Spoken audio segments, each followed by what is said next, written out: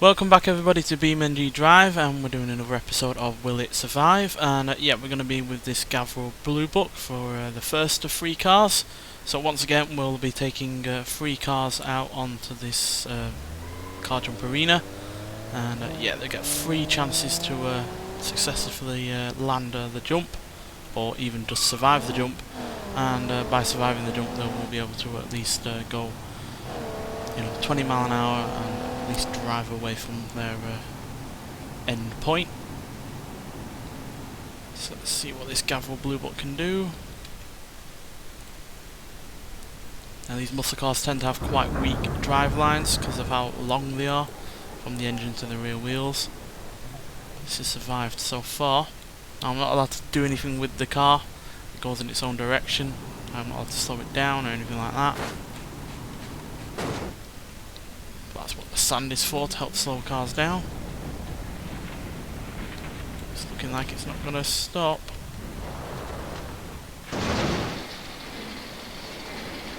Landed right across the pool there, so it's at least dry.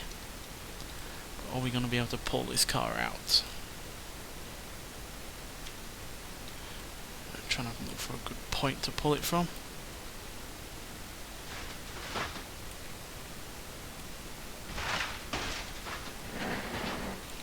Go. Right, let's get some distance so we can drag it along. I don't think that's worked. I think the rear of the car has completely... yeah. Right, let's try again. I think, to be honest, from now we're going to have to give ourselves some control in terms of stopping the vehicle.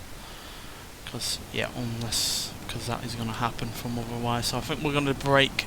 We're going to give ourselves the ability to brake the car, i.e. stop the vehicle, but we won't steer. We'll have that compromise. So yeah, it's going to land properly.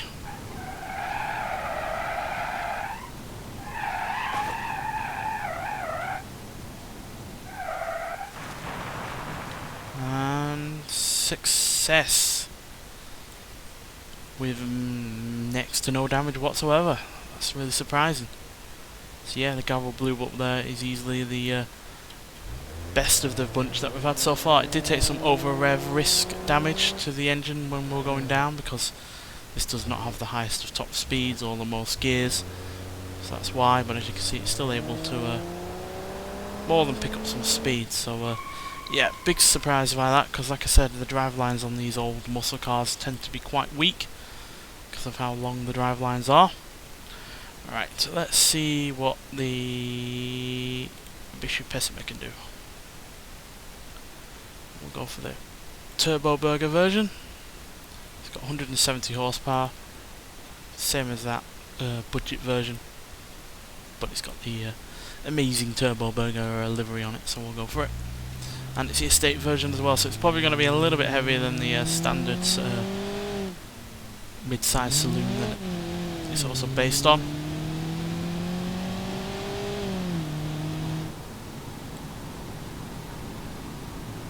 Reasonably quick. Oh, quite front heavy, which is no surprise given that it's a front wheel drive front engine vehicle. Can the front survive the impact? That's a negative.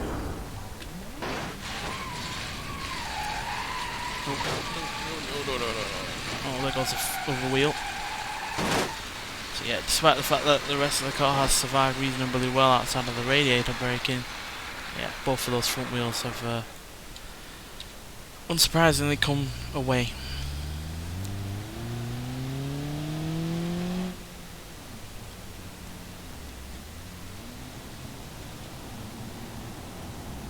Stick it in neutral, just let it coast, see if that does any better for us.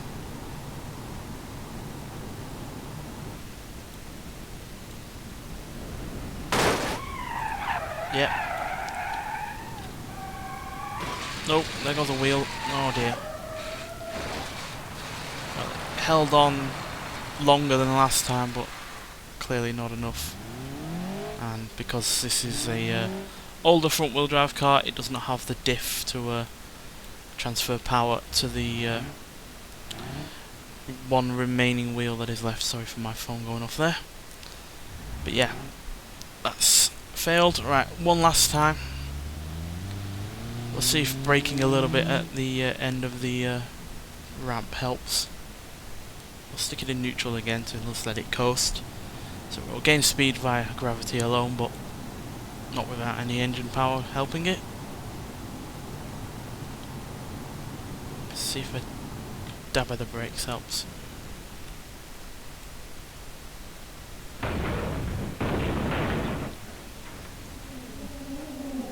Seems to have gotten away with that better.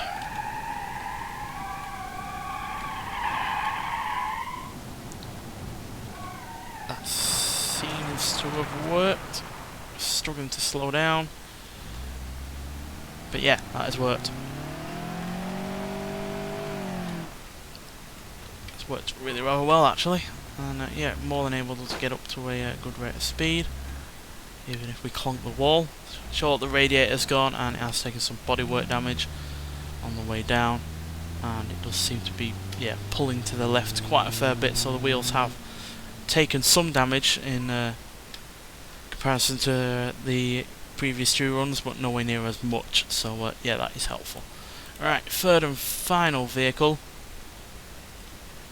Let's see what an SUV can do. Let's see what the Roma can do. We'll go for the base inline 6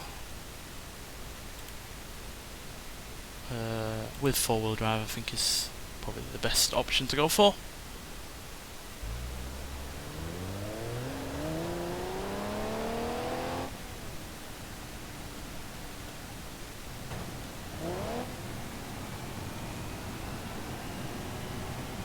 Shift down. Why is it not? Oh dear. Well, that's I'm not going to count that. For some reason, it wouldn't shift down into neutral like it normally should. Right, there we go. Let's see if we can get a successful run immediately out of this Roma. These cars are quite tough, and obviously having 4-wheel drive is a benefit.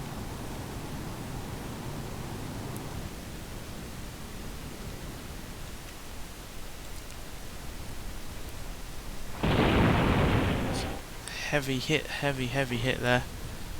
Bodywork damage. The front window has cracked.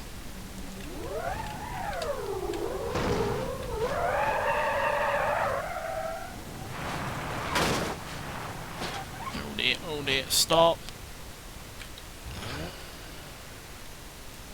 Oh, didn't turn the engine off to stop the hydro locking, so that's technically a fail. Let's see what we can do with a little bit more in the way of speed.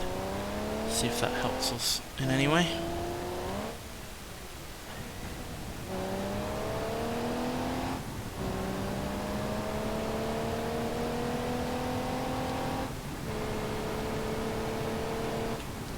Maybe we'll get a cleaner landing so we can stop quicker.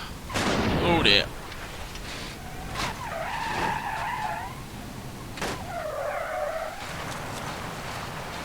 Well, the wheels have definitely bowed outwards on the front with the suspension collapsing massively.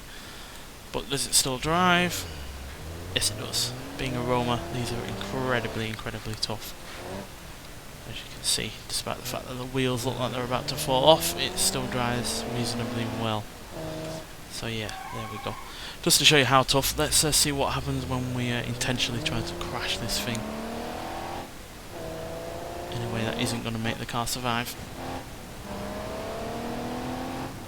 Or at least it shouldn't let the car survive.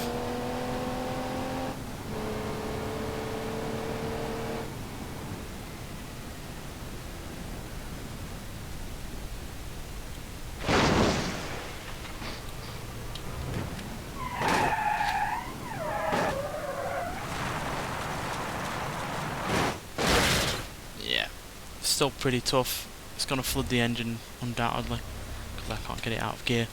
But yeah, these are incredibly tough vehicles. I think we'll go for a 4th one because these cars have been reasonably successful. Obviously we had a bit of trouble with the Pessima at some point, but yeah, these have been far more successful than I anticipated. So we'll go for one more. see if we can get a car that's going to be a bit more of a toughie to drive. So let's try the ETK. We'll go with, well, we've already had an estate, so I think we'll just go for a standard 4-door saloon. Oh, these are quite quick, even on the lower end of the scale that they have for the cars. So we're probably going to go quite far with this.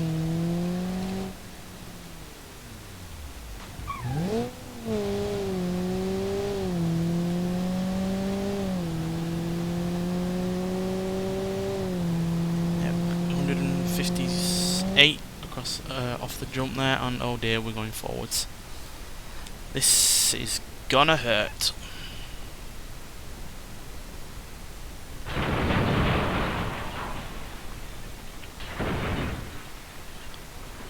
Will it survive the rest of the crashes that's going to happen?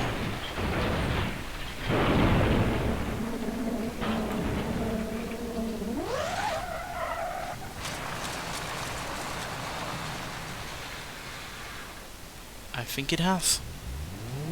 Oh no, wait, the steering.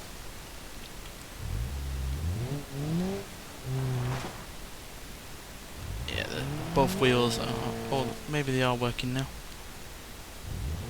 No, they're not. They're both going in two different directions, which obviously means we can't get up to a good speed if we can't even steer out of the way of a wall. So let's try again there. Stick it into neutral and see if that helps. Because we were going ludicrously quick off the ramp there. So maybe not going quite 158 mile an hour will be helpful, but we're still only 20 mile an hour slower. That seems less damaging than before.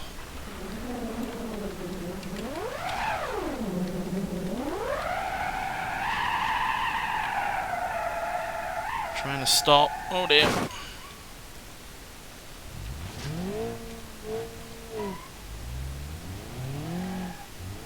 Yep, that's fine. That 20 mile an hour difference certainly made a sizable difference in terms of the amount of crash forces that were going for the car. Obviously, when we first went, we were, you know, somersaulting end over end for a good while. But we just hit the front of the car once, and that was it. It's definitely pulling to the left a fair old bit, but it's more than capable of getting up to a good rate of speed. So yeah, there we go.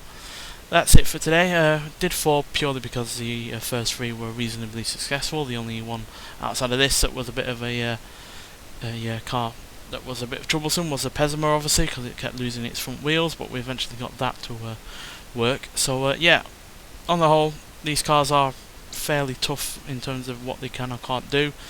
Obviously the Pessima is the weakest of the 4, with the Blue Book being surprisingly tough, and yeah, very easy to get off that ramp without any real damage. So yeah, on the whole, majorly impressed. But yeah, nonetheless, thanks for watching, and I'll see you in the next one. Bye.